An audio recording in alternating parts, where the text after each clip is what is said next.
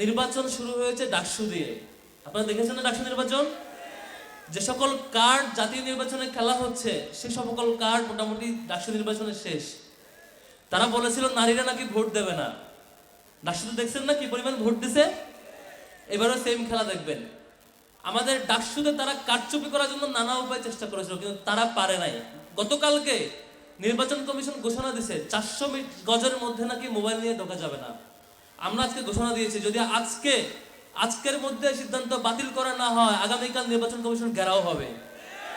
আমরা এই সিদ্ধান্ত মানি না। আমরা তরুণরা যারা 24 এনে দিয়েছি রক্তের মধ্য দিয়ে জীবনের বিনিময়ে, আমরা তরুণরা জীবনের প্রথম ভোট হাসতে হাসতে যেয়ে দিব, ভিডিও করব, সেলফি করব, মোবাইল নিয়ে যাব। কেউ লুটপাট করলে তারে ঠেকাবো ইনশাল্লাহ, তাই না? তারা চাইছিল মোবাইল বন্ধ করবে, আর তারা ব্যালট বক্স ছিনতাই করবে, বাটপারি করবে, অস্ত্র নিয়ে ঢুকবে, আর কেউ ভিডিও করতে পারবে না। এই ব্যবস্থা তারা করতে চেয়েছিল। আমরা কি করতে দিব? আমরা অলরেডি ঘোষণা দিয়েছি, ডাকসু থেকে ঘোষণা দেওয়া হয়েছে আজকের মধ্যে সে সিদ্ধান্ত বাতিল করতে হবে।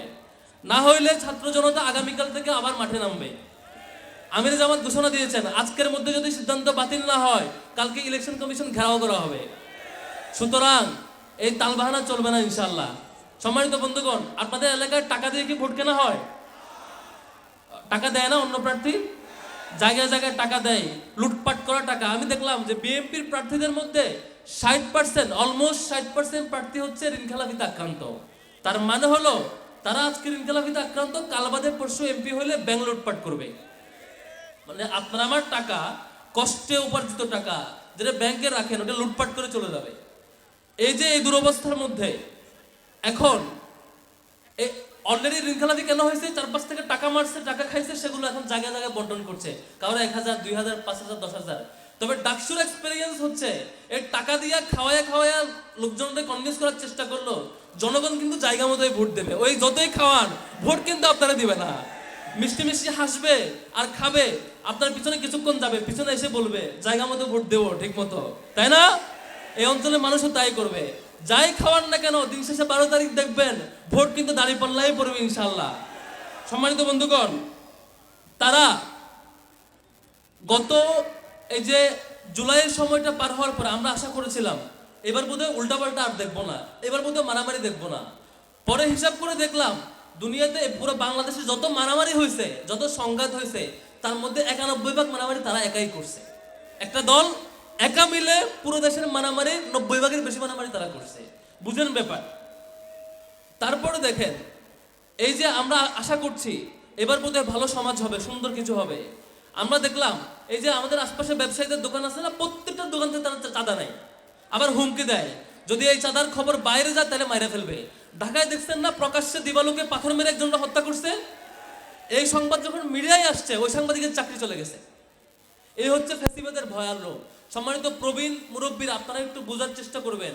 এবার একটা ঐতিহাসিক সময়, এই 12ই ফেব্রুয়ারি এটা আবেগের আর হাসি ঠাট্টার দিন না, এটা একটা ঐতিহাসিক সময়। এবার যদি আমি ভুল করি, আপনি যদি ভুল করেন, আপনার অনাগত সন্তানের জন্য, আপনার যুবক ছেলের জন্য, আপনার বাড়িতে থাকা পিচ্ছি মেয়ের জন্য, আপনার পরিবারের সদস্যদের জন্য যে নিরাপদ বাংলাদেশ গড়বার কথা ছিল, আপনার ভুলের কারণে, আপনার সঠিক সিদ্ধান্ত নেওয়ার কারণে আপনি কবরে যাওয়ার আগে এই প্রবীণ বয়সে একটা ভুল লোকের হাতে দেশটা দিয়ে চলে যাচ্ছেন। যে যুবক টকবকে যুবক আছেন তাকে বলছি, আমি আপনি জুলাই এনে দিয়েছি রক্তের বিনিময়ে। আজকে যদি ভুল করি, আগামী 12 তারিখ ভুল করি, আজীবন আমাদের পস্তানো লাগবে। সুতরাং যে যুবকেরা গত জুলাইয়ে গুলির মুখে পিঠ দেয় নাই, বুক দিয়ে জীবনের গুলি নিয়ে জীবন দিয়ে দিয়েছে, তারা আগামী 12 তারিখ কোনো ছিনতাইকারীকে ভোট দেবে না ইনশাআল্লাহ, তাই তো? তারপর দেখেন আমরা ভাবছিলাম যে বিএনপি বোধহয় এবার অন্তত তারেক রহমান আশা করে চেঞ্জ হবে। আমি পার্সোনালি মনে করছিলাম তারেক রহমান খুব ভালো লোক হবেন, আলাদিনের চেলা নিয়ে আসছেন, বোধহয় কিছুটা চেঞ্জ করবে। তারা আসা মাত্রই শেরপুরে দেখছেন জামাতের উপজেলা সেক্রেটারি তাকে হত্যা করছে, দেখছেন আপনারা? প্রকাশ্যে দিবালোকে হত্যা করছে। তারপর তিনি জায়গায় জায়গায় জায়গায় জায়গায় বড় বড় ডিজাস্টার করে ফেলছেন। আমরা অলরেডি হতাশ হয়ে গেছি। আমরা বুঝছি যে বিএনপি গত 15 বছর আমাদের সাথে ছিল, আমরা মনে করছিলাম 15 বছর আমাদের সাথে থেকে অন্তত কিছু শিখছে, দুর্নীতি বোধহয় ছাড়বে, বাটপারি বোধহয় ছাড়বে। আগে যে বাংলাদেশ দুর্নীতিতে চ্যাম্পিয়ন হয়েছিল এবার বোধহয় করবে না, এরকম মনে করছিলাম। পরে ভুল বুঝতে পারছি, তাদেরকে দিয়ে আর হবে না। তারা আগে যেই লাউ ছিল সেই কদুই, কোনো চেঞ্জ আর তারা হয় নাই। আমরা এবার 12 তারিখ সিদ্ধান্ত নিব ইনশাল্লাহ। 2টা সিদ্ধান্ত। নাম্বার 1 সিদ্ধান্ত হবে আমরা গণভোটে কোন ভোট দেব? হ্যাঁ ভোট। এই হ্যাঁ ভোটকে তারেক রহমান ভয় পায়, এই জন্য 2 মাস পরে এসে একটু করে মিনমিন সুরে বলছে আপনারা হ্যাঁতে ভোট দিয়েন। আর বলে না, ওই একবারেই বলছে। তারা হ্যাঁ ভোটকে ভয় পায়। আমরা এবার হ্যাঁ ভোট দিয়ে দেখাবো এই বাংলাদেশে আর কখনো ফ্যাসিবাদ আসতে পারবে না ইনশাআল্লাহ। দ্বিতীয় যে ভোট দেব সেটা হচ্ছে, এই বাংলাদেশে বর্তমানে দাঁড়িপাল্লা হচ্ছে সবার প্রতীক। এটা জামাতের প্রতীক না শুধু, এটা একটা হিন্দু ভাইয়ের প্রতীক, এটা শিশুর প্রতীক, এটা বৃদ্ধের প্রতীক, এটা নারীর প্রতীক, এটা যুবকের প্রতীক। সকল মত, দল মত, ধর্ম বর্ণ নির্বিশেষে সকল মতের মানুষের প্রতীক কি এবার দাঁড়িপাল্লা। শুধু নিজে ভোট দিলে হবে না ভাই, এবার দায়িত্ব অনেক বড় আপনাদের। 3টা দায়িত্ব। 1 নম্বর দায়িত্ব হচ্ছে ভোট কেন্দ্রে টাইমলি যাবেন, নিজে ভোট দেবেন। 2 নম্বর দায়িত্ব হচ্ছে আগামী যে কদিন সময় পাবেন নিজের আত্মীয় স্বজন, বন্ধু বান্ধব, ব্যবসায়ী সার্কেল অথবা আপনার কলিগ, যত পরিচিত সার্কেল আছে সব সার্কেলে একটা জায়গায় মেসেজ পৌঁছাবেন, ভাই এবার ভুল করা যাবে না। আমরা আর চাই না আমাদের দেশ দুর্নীতিতে চ্যাম্পিয়ন হোক, আমরা আর চাই না দেশটা ধ্বংস হোক, এবার সঠিক সিদ্ধান্ত না লাগবে। এই মেসেজ সবার কাছে পৌঁছাতে পারবো তো আমরা? তৃতীয় যে দায়িত্ব সেটা হচ্ছে, তারা নাকি এবার মারামারি করে তাদের নেতারা বলছে যে আমরা এতজনকে খুন করছি, তারা প্রকাশ্যে বলছে এতজনকে খুন করছি, এত মারামারি করছে। তার মানে হইলো ভোট কেন্দ্রে নাকি আমরা গেলে তারা নাকি আমাদেরকে ঠেকাবে এবং ভোট লুটপাট করবে। আমরা কি এটা হইতে দিব? যতই মারামারি করো আর 250 খুন করে প্রমাণ করো, কিন্তু ভোটের দিন আমরা হাত ভেঙে দিব যদি ভোট ভাঙতে চাই ইনশাআল্লাহ। ভোট যদি নিতে চাই, চিন্তা করতে চাই, ওই হাত অস্তিত্ব থাকবে না সেখানে। আমরা পারবো তো? আমরা ঠেকাবো তাদেরকে। সম্মানিত বন্ধুগণ, আমির জামাত ঘোষণা দিয়েছেন, 2টা ঐতিহাসিক ঘোষণা দিয়েছেন। একটা হচ্ছে আমার টাকা আমার হিসেব। এটার মানে হইলো আপনার যদি জামাত ক্ষমতায় যায় এই সিস্টেম চালু হবে। আপনার মোবাইলে একটা অ্যাপ থাকবে, অ্যাপে ঢুকলেই আপনার কোন ব্রিজের বাজেট কত, কোন স্কুলের বাজেট কত, কোন কালভার্টের বাজেট কত, কোথায় কত টাকা বাজেট দেওয়া হয়েছে সব মোবাইলে দেখতে পারবেন। তো আপনার এলাকার কি যে এমপি হবে, চেয়ারম্যান হবে, মেম্বার হবে, সে কি বাটপারি করতে পারবে? পারবে না। ওই দুর্নীতিতে চ্যাম্পিয়ন হওয়ার দিন শেষ। 1 থেকে 5 সাল পর্যন্ত আমাদের 2 জন মন্ত্রী কোনো দুর্নীতি করে নাই, তারা একা এমন দুর্নীতি করছে মোটামুটি চ্যাম্পিয়ন হয়ে গেছে বাংলাদেশ। এবার আমির জামাত ঘোষণা দিচ্ছে জামাত যদি ক্ষমতায় যায় এমন সিস্টেম করবে তাদের যে কজন এমপি থাকবে তারা ওই লুটপাট আর করতে পারবে না। আপনার এলাকায় 5 টাকা বাজেট হইলো, 5 লক্ষ বাজেট হইলো, ওখান থেকে যা ইনকাম হবে এবং যা বের হবে সব ওইখানে হিসাব পাবেন। সুতরাং ওই বাটপাড়ির দিন শেষ।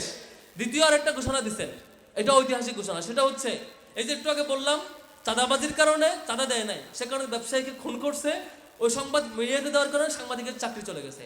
এই ফেসিবাদকে ঠেকানোর জন্য তিনি ঘোষণা দিয়েছেন ডিজিটাল পাহাড়ের সিস্টেম। আপনার মোবাইলে আপনি এলাকা থেকে কোনো অন্যায় দেখবেন, কোনো অপরাধ দেখবেন, কোনো চাঁদাবাজি দেখবেন, কোনো ধর্ষণ দেখবেন, কোনো নারীর হাতে আক্রমণ করা, নারীর গায়ে আক্রমণ করে ঘটনা দেখবেন, সেটা একটা ডকুমেন্ট ওখানে জমা দিবেন মোবাইলে। আপনার নাম পরিচয় গোপন থাকবে, 24 ঘন্টার মধ্যে পুলিশ চলে যাবে। সিস্টেম বুঝছেন? এই সিস্টেমে সুতরাং ওই ব্যবসায়ী যখন চাঁদাবাজির শিকার হবে, ব্যবসায়ী গোপনে একটু রেকর্ড করবেন, এটা একটু এখানে দিয়ে দেবেন, রাতের বেলা পুলিশ এসে অ্যারেস্ট করে নিয়ে যাবে, অথবা পরের দিন পুলিশ এসে নিয়ে যাবে। সুতরাং ওই চাঁদাবাজির দিনও ইনশাল্লাহ শেষ হয়ে যাবে। আমরা এই 2টা ঘোষণা যদি বাস্তবায়ন রূপে দেখতে পারি আগামী বাংলাদেশে, জায়গায় জায়গায় এমপিরা বড় লোক হওয়া, টাকা লুটপাট করে সুইস ব্যাংকে নিয়ে যাওয়া, দেশের উপরে চলে যাওয়া, হাওয়া ভবন তৈরি করে টাকা নিয়ে যাবেন না, 17 বছর থাকবেন, এই দিন শেষ, এই দিন শেষ।